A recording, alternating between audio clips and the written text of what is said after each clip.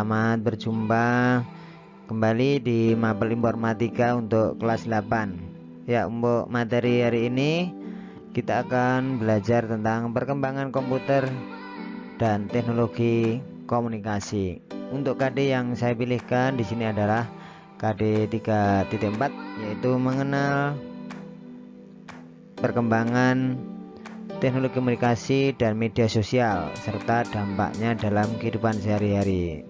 Sedangkan untuk KD keterampilannya yaitu memakai media sosial dengan baik dengan memperhatikan privasi dan hak orang lain. Nah, ini merupakan informatika untuk. Nah, dalam kesempatan ini kita akan belajar beberapa hal. Walaupun kalian sendiri sudah bisa ya mengakses segala sesuatu informasi, dan juga kalian bisa mencari informasi di internet, apa saja dampak-dampak dari media sosial, perkembangan teknologi informasi. Nah, pada kesempatan ini ada beberapa bahasan yang akan saya kemukakan atau ingin saya jelaskan. Yang pertama adalah apa itu teknologi dan contohnya, dan yang kedua nanti kita akan membahas fungsi dan manfaat teknologi. Ya, banyak sekali fungsi dan manfaat untuk kehidupan manusia. Yang ketiga adalah dampak perkembangan teknologi. Nah, di sini nanti kita akan melihat dampak positif dan negatif. Tentunya kita harus bijak ya dalam menggunakan segala peralatan perlengkapan teknologi komunikasi media sosial untuk kehidupan sehari-hari sehingga dapat memberikan dampak yang positif bagi kita. Walaupun dampak dari negatif pun banyak sekali ya, tergantung pilihan yang akan kita ambil. Yang keempat adalah bagaimana cara terbaik menjaga privasi di media sosial. Baik, nanti juga akan menjaga privasi di email. Bagaimana cara menyetingnya, apa saja yang perlu kita ketahui untuk agar privasi kita terjaga dan tidak gampang ya mudah data-data pribadi ataupun yang lain tersebar di internet. Nah, apa itu teknologi dan contohnya? Teknologi boleh dikatakan ya, kalau kalian browsing di internet, itu merupakan sebuah sarana dan prasarana untuk menyediakan sebuah barang atau komponen yang diperlukan bagi kelangsungan hidup dan kenyamanan hidup manusia. Nah, contoh-contohnya ya, seperti yang sudah kalian ketahui di era industri 4.0 ini, komputer, laptop, handphone, mesin-mesin, mobil, motor, dan lainnya berkembang begitu cepat. Bahkan kita belum menguasai satu teknologi sudah muncul lagi teknologi yang. Nah, selanjutnya kita akan belajar mengenai fungsi dan manfaat teknologi. Ya, apa saja fungsi dan manfaat teknologi?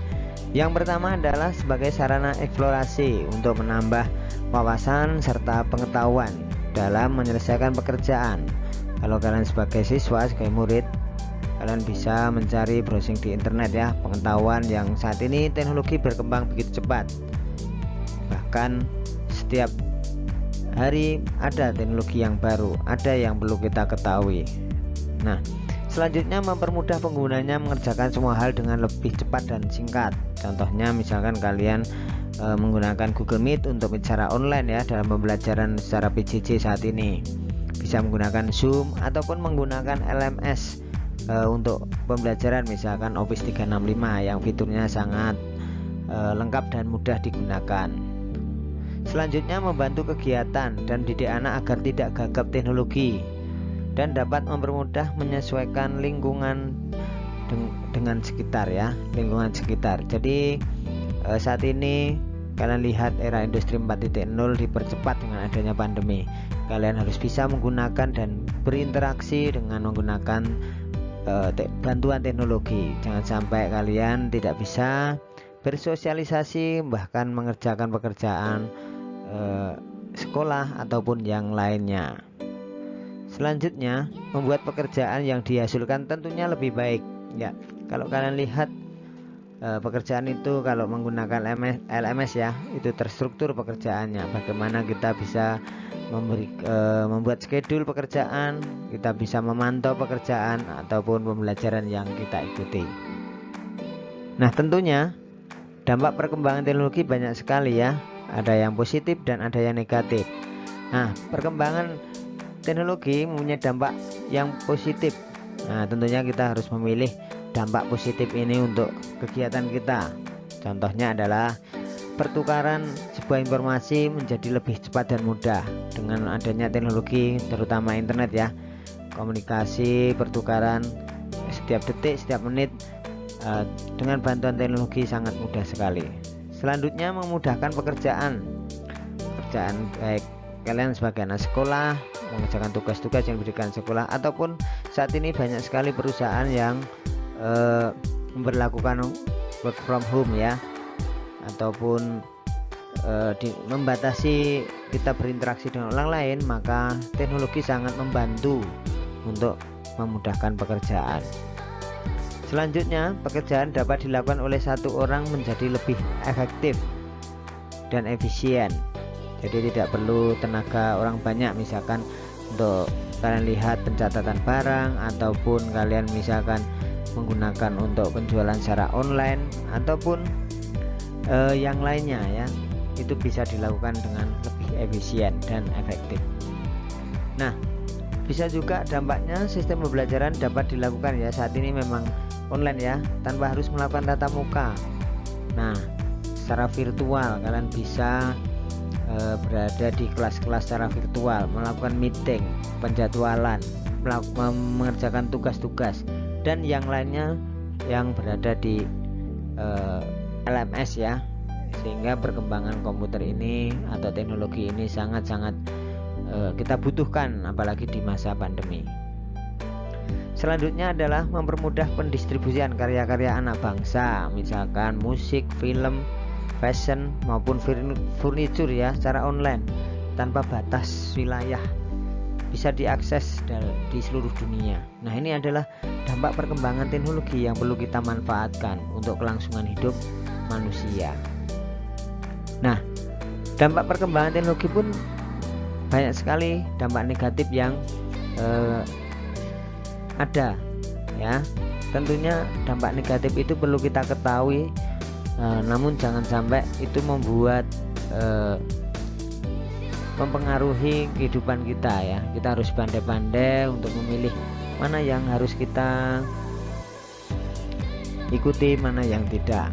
Yang pertama, dampaknya adalah menurunnya sosialisasi antar manusia. Kita lihat sekarang ini karena pandemi kita dipisahkan oleh jarak ya, tidak boleh berkerumun, harus menjaga jarak karena situasi dan kondisi. Nah, itu akan menyebabkan sosialisasi antar manusia juga menurun. Maka untuk menyimbangkannya, nanti kalau sudah kondisi normal, maka kalian juga harus mampu untuk bersosialisasi. Ini sangat penting untuk kita dengan berinteraksi dengan sesama ya. Yang kedua, teknologi dapat menggantikan peran manusia. Nah, ini ada dua hal ya sebenarnya, ada positif dan negatifnya. Nah, kalau negatifnya, maka peran manusia akan tergantikan oleh mesin-mesin, oleh robot-robot, oleh teknologi, sehingga hanya perlu dilakukan dengan teknologi, dilakukan dengan beberapa. Kalau dahulu menggunakan banyak tenaga manusia, sekarang hanya 1-2 orang bisa melakukan tugas-tugas dengan menggunakan teknologi.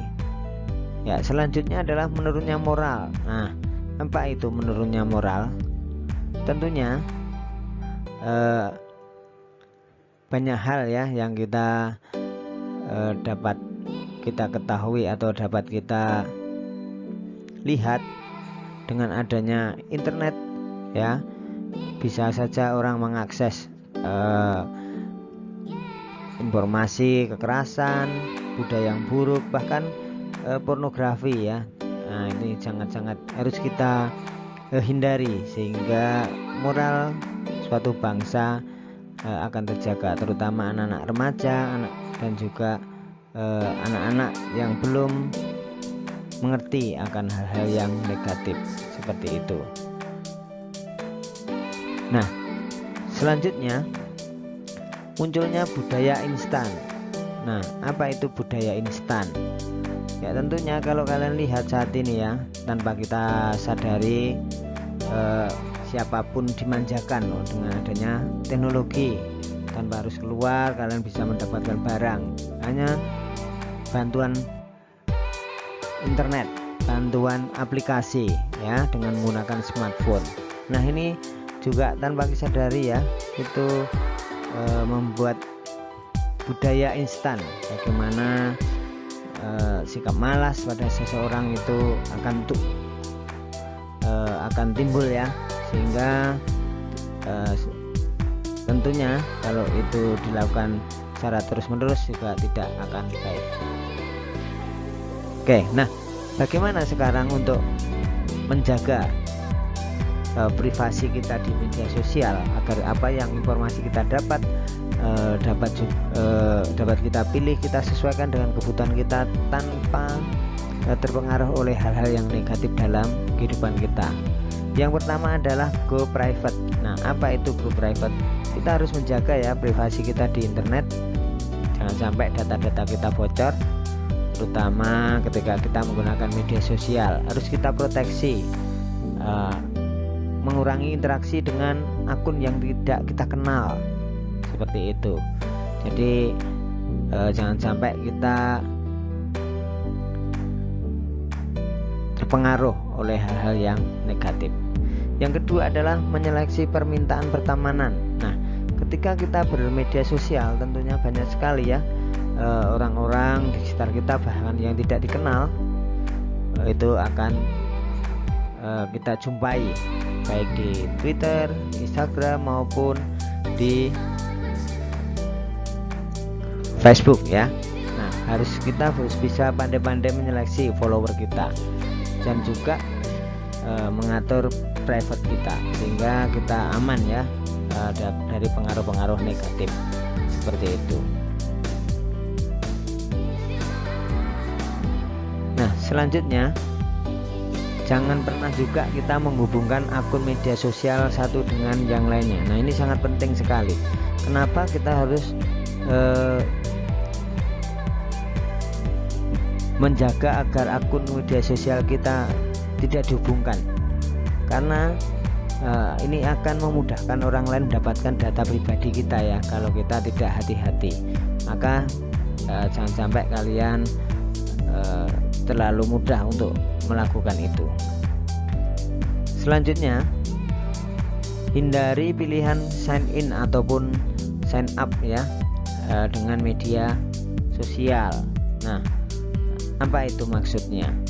Jadi banyak situs ya, aplikasi menawarkan kemudahan pengguna ketika mau masuk ke dalam aplikasi itu mengisi data pribadi, menghubungkan dengan media sosial, dengan Google akun ataupun yang lainnya. Jadi kalian harus hati-hati. Walaupun itu memang praktis ya, tidak memerlukan tenaga, namun situs-situs yang ataupun aplikasi tersebut dengan sangat mudah untuk mengambil data pribadi kalian. Jadi tolong hati-hati ketika kalian mendaftarkan suatu aplikasi dengan memasukkan data-data pribadi.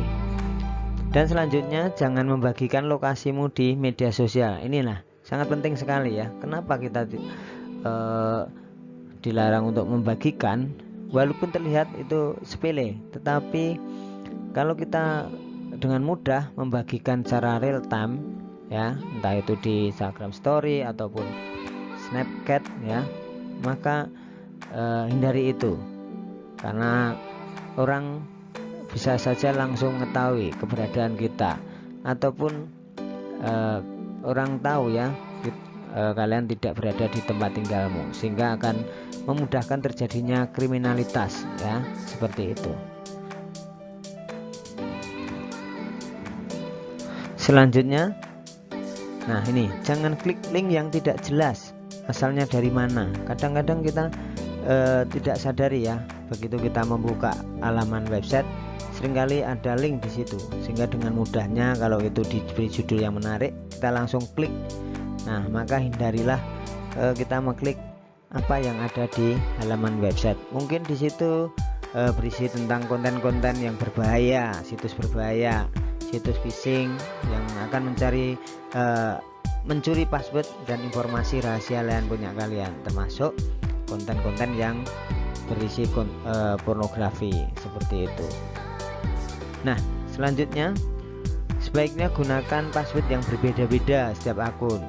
Nah, pastikan kalau kalian membuat akun di situs-situs yang kalian ikuti. Nah, gunakan password yang berbeda-beda.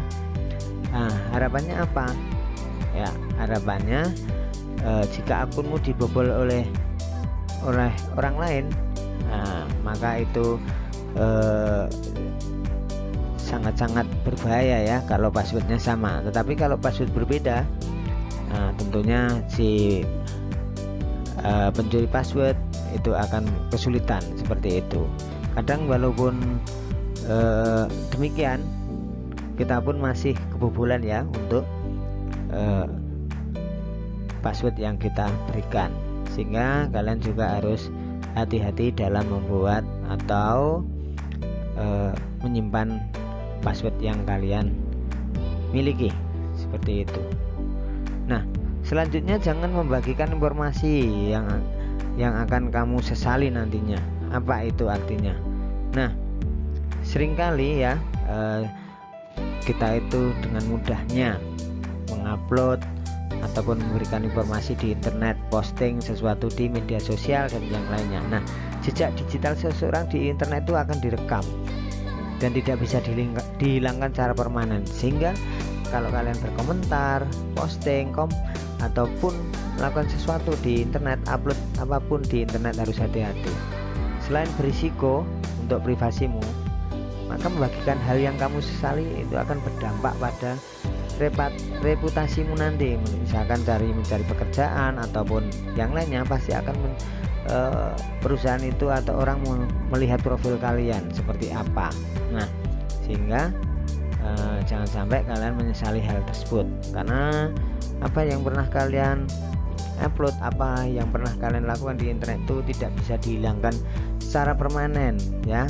Nah, itu akan tersimpan di server yang ada di internet, sehingga hati-hati ketika kamu akan mengunggah hal-hal yang tidak terpikirkan. Maka gunakan dengan bijak, sehingga apa yang kalian dapatkan, informasi yang akan kalian gunakan baik dalam media sosial maupun dalam kehidupan sehari-hari, kalian akan aman seperti itu. Oke, sekian penjelasan untuk materi kali ini. Sampai jumpa pada pertemuan berikutnya. Terima kasih.